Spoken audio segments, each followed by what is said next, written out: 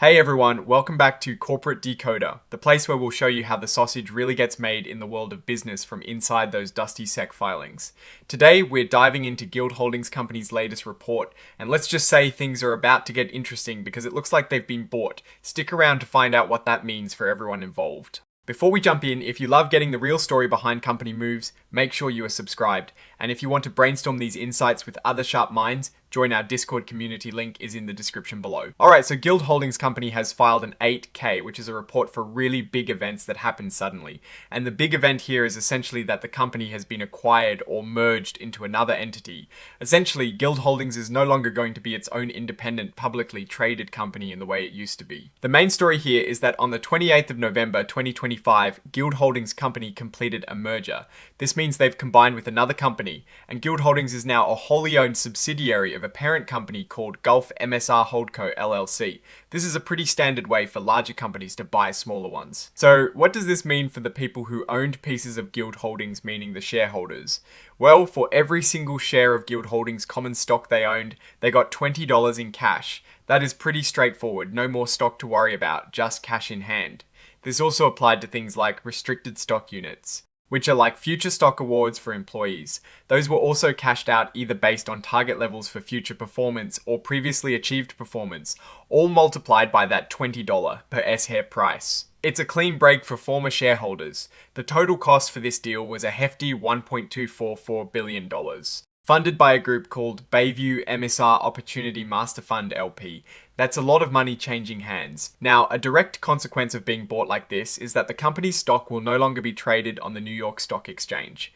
Guild Holdings notified the NYSE and trading was suspended. You'll see a form called Form 25 filed with the Securities and Exchange Commission, which is the official notice that the stock is being delisted. This means if you held the stock, you can no longer buy or sell it on the big stock exchanges. The company is also taking steps to terminate its reporting obligations with the signals, the end of its time as a public company in its current form. This item just reinforces what we've already discussed. Because of the merger, if you were a holder of Guild Holdings stock or stock awards, your rights associated with those securities have essentially ended.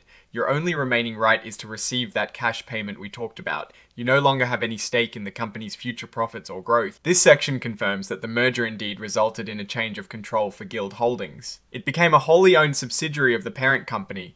It is worth noting the funding source again here. Bayview MSR Opportunity Master Fund LP, which is where the $1.244 billion came from to make this acquisition happen. When companies merge, there are almost always shakeups in leadership. At the time of the merger, all the existing directors of Guild Holdings resigned. These weren't typically due to any major disagreements, but rather a natural part of the acquisition process. In their place, directors from the acquiring company, Merger Sub, stepped in. Furthermore, all company officers lost their positions with new leadership taking over. Michael Seelar became the new president and chief executive officer, and Brian E. Baumstein became the secretary. However, it's interesting to note that some executives and directors will continue in their roles at a subsidiary called Guild Mortgage Company LLC, which is a big part of Guild Holdings. People like Terry L. Schmidt, David Nyland, and Amber Kramer will continue on in leadership positions there. To keep key people on board through this transition, Guild Holdings entered into retention bonus agreements with certain executives and senior management, including the ones who are continuing at the subsidiary. They're getting a bonus equal to their base salary, but they have to stay with the company for 1 year after the merger closes. Half of the bonus is paid within 30 days of the acquisition, and the other half is paid a year later. There are provisions for what happens if someone leaves early, either voluntarily or involuntarily, which is pretty standard to make sure people stick around. As part of the merger, the company's foundational documents, its certificate of incorporation and bylaws were amended.